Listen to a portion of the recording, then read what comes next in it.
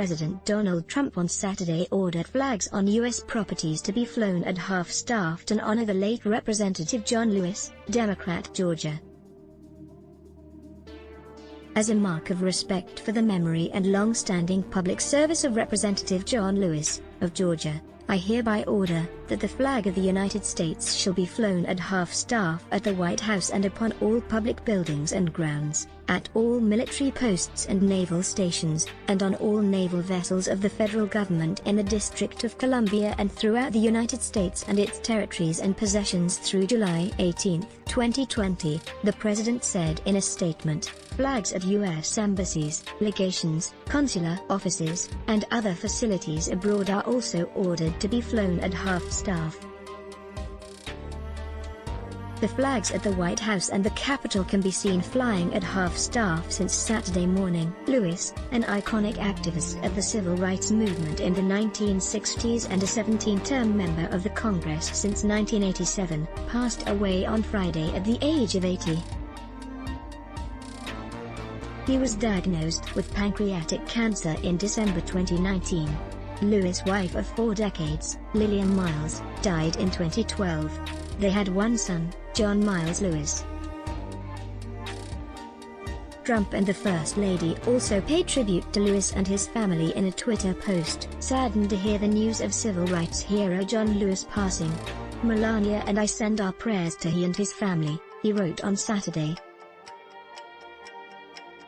The American flag flies at half-staff over the White House in the District of Columbia on July 18, 2020, in honor of Rep. John Lewis, Democrat, Georgia, who died on Friday at age 80.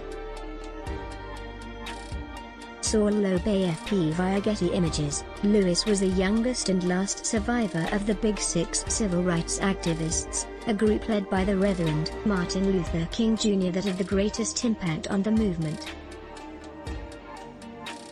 He was best known for leading some 600 protesters in the Bloody Sunday March across the Edmund Pettus Bridge in Selma. He was knocked to the ground and beaten by police at age of 25 while walking at the head of the march.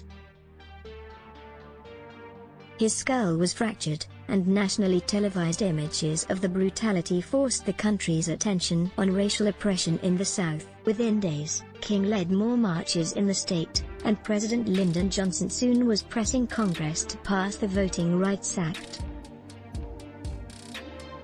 The bill became law later that year, removing barriers that had barred blacks from voting. Lewis joined King and 4 other civil rights leaders in organizing the 1963 March on Washington. He spoke to the vast crowd just before King delivered his epochal I Have a Dream speech. Dr. Martin Luther King Jr.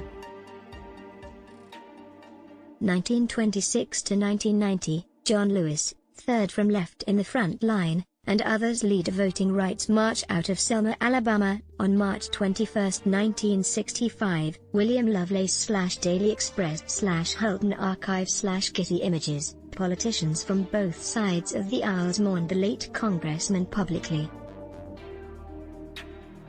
Senate Majority Leader Mitch McConnell, RKY, praised Lewis as giant.